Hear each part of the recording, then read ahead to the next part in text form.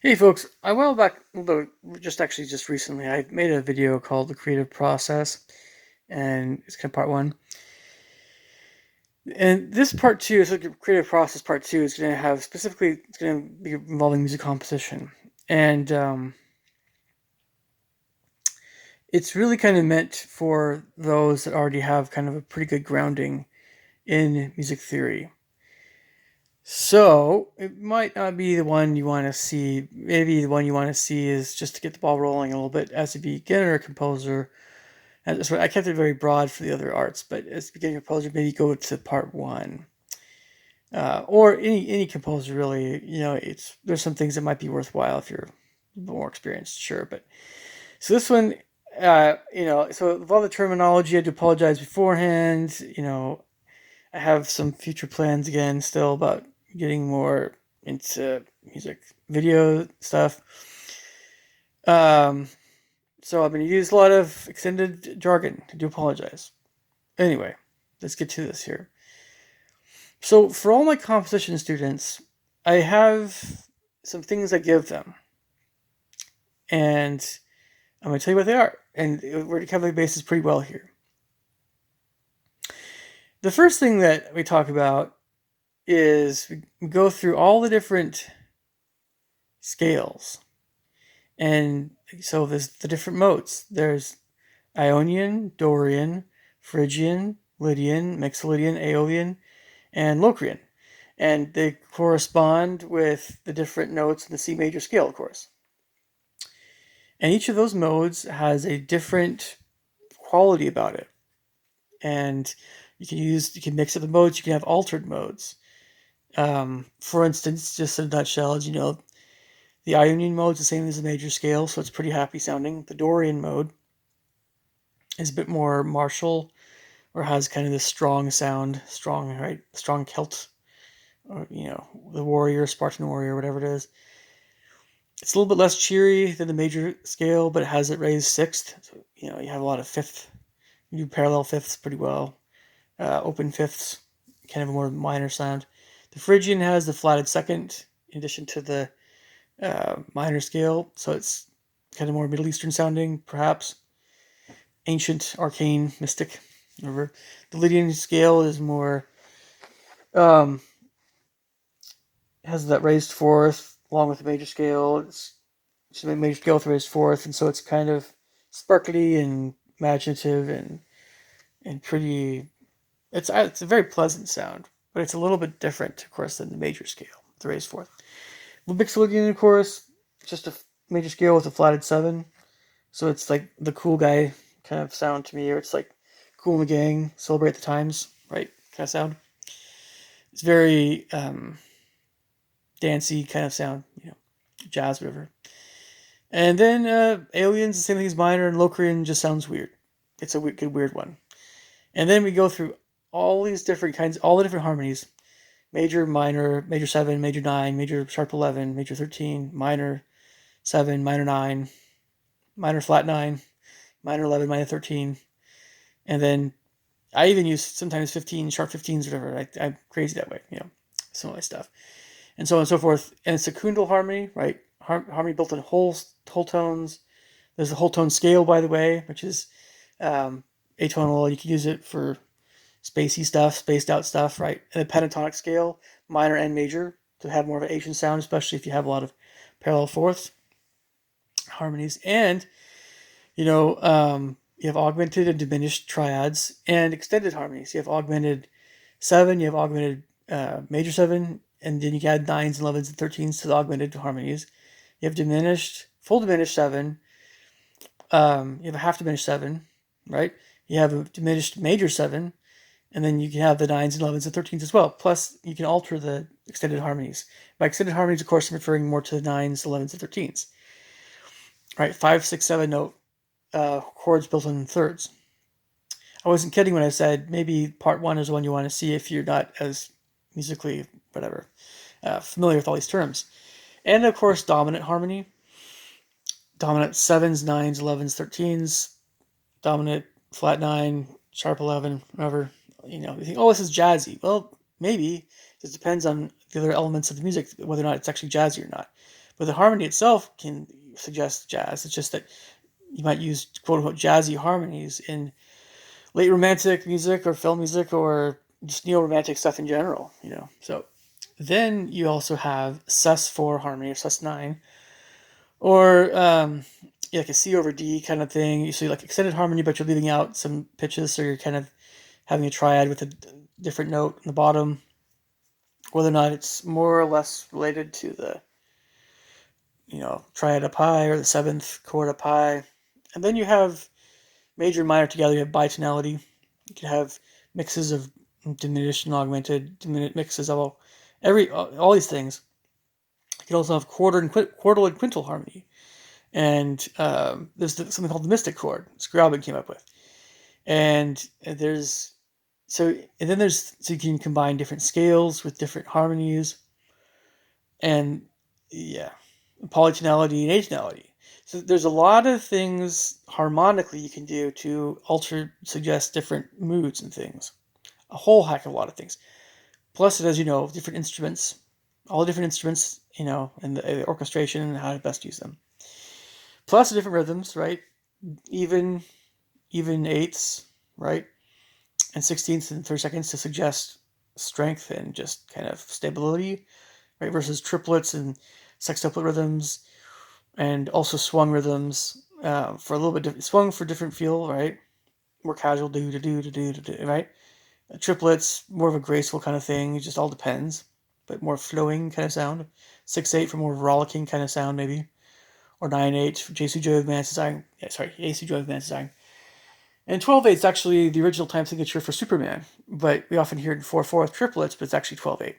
Whatever, Question of what John Williams wanted. So, and then we also have dynamics and tempo and form, which form is how music is organized, how you organize your ideas in music, and I'm talking about all these things because it's like this is kind of the nuts and bolts of what you're actually going to be working with when you write something. And honestly, there's something else I give my composition students. I go into all these different emotions in general, and talk about what kinds of things suggest certain emotions. Obviously, if you're writing something within just a major scale, maybe getting outside of that a little bit, perhaps like flat sevens or whatever. But if you're using just diatonic is strictly within the major scale. Sometimes also natural minor, but diatonic suggests definitely major scale. You're not varying from just that one major scale, C, D, E, F, G, A, B, C, right? Or if you're the key D, E, F sharp, G, A, B, C sharp, D, whatever major scale you're in, you're sticking with that scale and nothing else outside of it, right? So it's not chromatic. Diatonic music is not chromatic, and I'm certainly not talking about atonality, of course. So if you have diatonic music and you have very pleasing, soothing dynamics, often quieter, slower tempo, sustained harmony, peaceful, right? Absolutely, especially if you have very peaceful sounding instruments. Sleepy, major, nice. Maybe some minor sevens, major sevens. Relax a little bit, right? Now, if you have a lot of staccato stuff going on, and it's a little bit more rapid tempo, and the syncopated rhythms a little bit, so it's a little harder technically. Well, it's definitely a lot more energy to it, right? Faster rhythms, faster notes, more energy, and that staccato is going to have this keeping light in your toes kind of feel. So it can sound kind of more lighthearted if it's major. If it's minor, it's going to sound maybe more mischievous, a little darker, right? If you have more of a 6/8 swung feel, maybe it's a little bit smarmy, or it's a little bit. You get some different personalities in there, different personality attributes, I suppose. Especially if you talk about swung rhythms, staccato, kind of some goofy sounding stuff, right?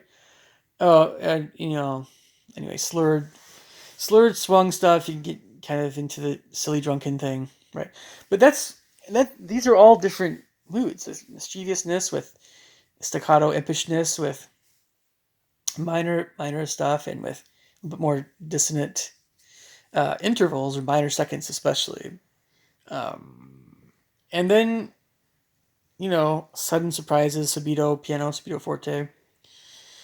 Um, everybody knows about, sad music, legato, minor key, sure, extended harmony, or just achingly, heartfelt stuff. It's just um, swells, dynamic swells, right? Same thing with romantic music, very heartfelt music. You want to have lots of dynamics, and whether it's major, brighter sounding, or minor. Augmented and diminished for your traditional haunted housey stuff, and diminished is always going to sound more anxious, and augmented is always going to sound a bit more assertive, but yet something isn't quite right, right? It's the eyebrow furrowing chord, right? One of them. And then with your extended harmonies, you're just going to get more into weird land, or you get more into these different colors. They're kind of a little bit weird. Sus4, Sus9 for kind of something a bit more neutral sounding and maybe sparkly and just kind of whatever you're talking about. It's a bit less concrete, organic. It's a bit more, it could be, it could suggest that. But these Sus4 and Sus9 kind of harmonies and whatever else, they're kind of like intermediate harmonies in between. They're kind of neutral. Again, they're not minor, they're not major, and they're not, they could go there definitely. And they're not quite also quartal or quintal. These quartal and quintal harmonies are, to me, they always sound more electronic or modern or mechanical or less organic, more inorganic. And like those quintal harmonies, like first composer comes to mind with quintal, not just there's Alberto Ginastero that does quartal and quintal also from Argentina, but it's definitely Aaron Copland. Aaron Copland, fanfare of the common man, absolutely. Very quintal harmony. So there's a certain sound to it. And then the dominant 7 harmony is going to have, especially if you combine it with major stuff, it's amen, right? It's churchish stuff. But, a lot of like dominant harmony one after the other. 1, 6, 2, sorry. Let me see here. Sorry, 1 second. Um, 3, 3, 6, 2, 5, 1 chord progressions. And they're all dominant 7 chords, or like the secondary dominants, right? That starts getting into not just blues, but you can get into the country kind of thing a little bit. Or rock, I don't know. This is like Nashville kind of type stuff. And the C major add 6 stuff, the guitar twangy stuff, right? Yeah. All that stuff. And of course, we know major 7s, again, are very beautiful, and major 9s. There's a lot of soft rock and 70s stuff that gets into the major 7, especially, And, we know angry aggressive stuff is often, you can bring out those emotions by simply having a lot of subito dynamics, or just, loud aggressive accents, staccato, and it's definitely minor, right? With a lot of maybe like a lot of dissonance. And the uglier the emotion, the more dissonance you're going to probably use. Minor seconds, that sort of thing. Minor 9. Yeah, well, of course, yeah, I know it's Bernard Herrmann. Well, it's the theme from Psycho. It's one of those older guys. I should know this. Well, yeah, I think it is Bernard Herrmann, but I could be mistaken. But anyway, yeah, it's a knife cutting scene. That interval you're hearing is definitely like something along the lines of minor 9. It's minor seconds and minor 9s, that sort of thing. And you could have pentatonics again with whether or not you're using parallel fourths or whatever for more of an Asiatic feel. We all know Claude Debussy is one of the composers that used a lot of Asiatic kinds of sounds, pentatonics in his music at times. For just more of a more of a carefree sound, and it's a very novel sound. If you're leaving out the major 7 and fourth, and you're just using the very consonant 1, 2, 3, 5, and 6 of the scale steps of the major scale, it's gonna be just really carefree and floaty, nice, but not floaty in the same way that the whole tone is floaty, which also Debussy is the whole tone, right? Scale. Whole tone scale is definitely a little bit more Weirdland, but I love the whole tone scale. I don't mind being very obvious with the whole tone scale. I think a lot of people like to kind of maybe hide it a bit or just combine it with other stuff. It's like there's kind of that if you have whatever going on in your music, and you go immediately to this exclusively whole tone sounding section, and then you go to something else, it can be very, it can seem like it's kind of just, sometimes just put there for no apparent reason. So I really do think that you have to really think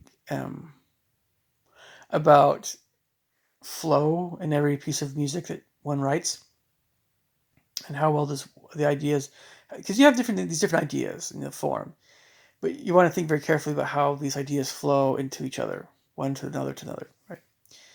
And the whole tone scale is one of those things in whole tone harmony. It's one of those things where it can be very effective in its place, dramatically. Obviously we might be familiar with, well, we're probably pretty familiar with the Wizard of Oz, and when Dorothy's house gets blown off in the big tornado. And of course, I could be mistaken again, but I'm pretty sure that whole section is kind of a whole tone-ish sounding section where the house is blown off to Wonderland.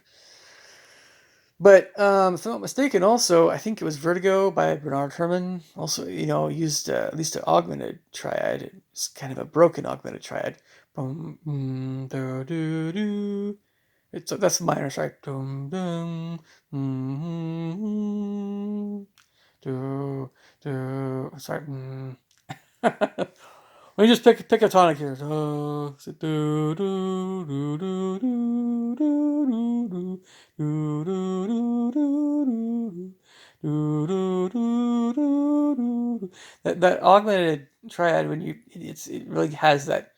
I mean, that's Vertigo's theme right there almost. It's like, it's really easy to not raise that fifth and just sing it. Do, do, do. Ah, so much more pleasing, right? That's the major thing. That's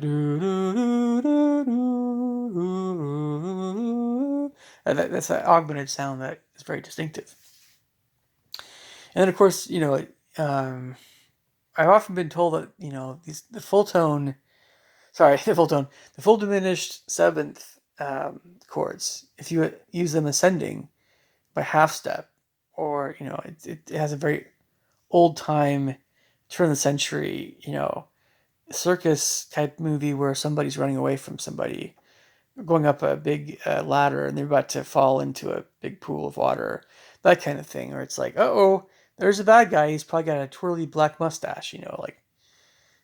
So it's that kind of bad guy, good guy shtick, thing, with the full diminished seven, and so it's maybe been used a lot. So maybe a lot of folks will identify it with that time period. And it's still possible to use it in a very similar way for other means, but it's hard to get away from that trope. It's you know, so it's something to be aware of as composers. But I really do think you can start out with moods. Again, as mentioned in the first video like this, you can start out with melodies. The melody kind of speaks for itself. It goes where it goes. You can have a lot of emotion. You can go through emotional stuff and just know how to express it in music, and just go with the emotion you're feeling at the moment, right? Um, if you're writing something particularly evil sounding or good sounding, holy, godly, it's hard to get away again from major triads equaling the Godhead, or heaven, with sparkly nines or sevens, maybe a little bit, if you want, sure, and hot stuff. And then your dark evil minors, you think, oh yeah, minor triad, but definitely big on the dissonant harmonies and pitch bends and all this stuff. What we often consider very advanced harmony, yeah, it's just darker, it's more dissonant, it's less familiar. Well, but there's so much more that you could do to make it even more heavenly or hellish sounding, and a lot of its timbre, a lot of its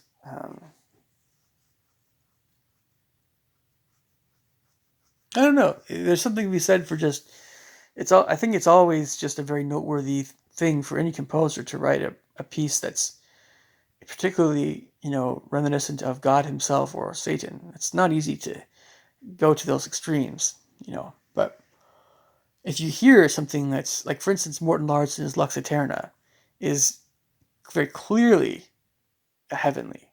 It's so impressive in how heavenly that work is.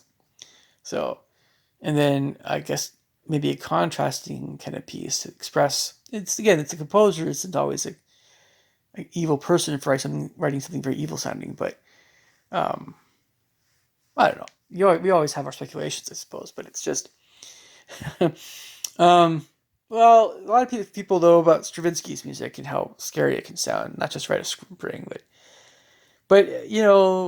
maybe someone like or some composition kind of like well, Christopher Young's Sinister soundtrack is pretty dark and scary and evil sounding for sure. And of course, Lalo Schifrin's Amityville horror, well, actually more his Exorcist soundtrack, which wasn't used because it was so dark, Um, it was that frightening. And Lalo Schifrin's a great guy. He just knows how to write really stinking scary stuff and dark stuff. Um, and so all these, and as you, so there's other things, of course, I print out for my students, different subjects we're going to talk about, work on in lessons, and all kinds of stuff. We do ear training, we do working on notation itself, handwriting music. We work on orchestration. I try to do some score study, but that's a pretty advanced thing. And then, there's, just it's endless kind of skills that composition requires. And just, I don't know, metric modulation, and then, chromaticism. And I was going to talk about this, I can show it on pianos. It's just that when you go from a one chord to a flat six, chord, and then maybe you add a major seven in or something like that. Some of these chords that sound like you're doing like a Lord of the Rings type thing, or one to flat three, right? Both major, like using chromatic medians and submedians, right?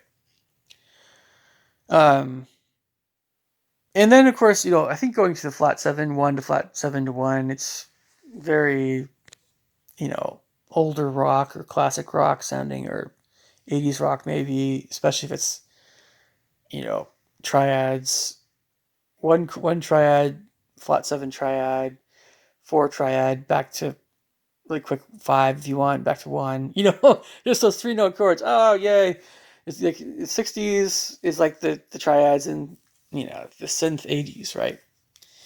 In the 70s, with America, again, the pretty major seven stuff, just one major seven back to two minor seven back to one major seven, and so on forth. Right? So some certain chord progressions can definitely suggest certain ideas. Like, for instance, also another thing I'm talking about, um, playing a one chord, going to the flat two, even major chord, going up to the flat three, back down to the flat two, and the one. It's definitely going to sound Spanish, right? Oh, yeah. It's gonna definitely sound Spanish, especially if you have a certain rhythm.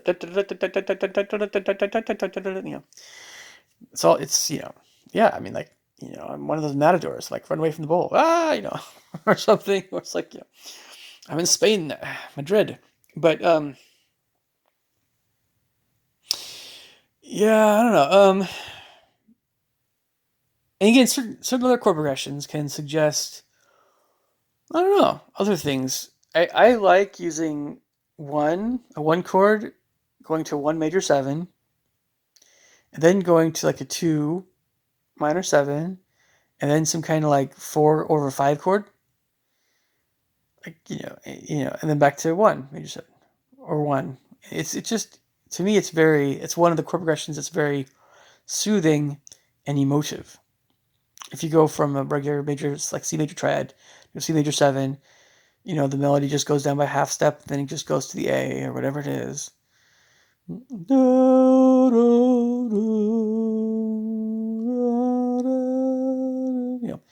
It's just, some of these sustained melodies and very nice, gentle minor sevens and major sevens. Again, in peaceful land, but it can also be a little bit emotional, sentimental, that sort of thing. Absolutely. And if you add a kind of nice little swung Carpenter's type or Bacharach type rhythm, ding, ding, da, da. Oh man, I love that stuff, and it's so simple. And a lot of composers say, "Oh, that's nothing," right? But sometimes that's the kind of feeling we want, and it's really there's nothing cheap about that kind of stuff, especially when you have a melody that is kind of very unique and it stays with you. It isn't just the harp. It's not just the chord progression that makes the piece work. It's other things, especially the melody. Okay. So again, these are some of the other things that are great to be more aware of and think about with the creative process. Okay, leave your thoughts and comments below. Catch you guys later. Take care. Bye.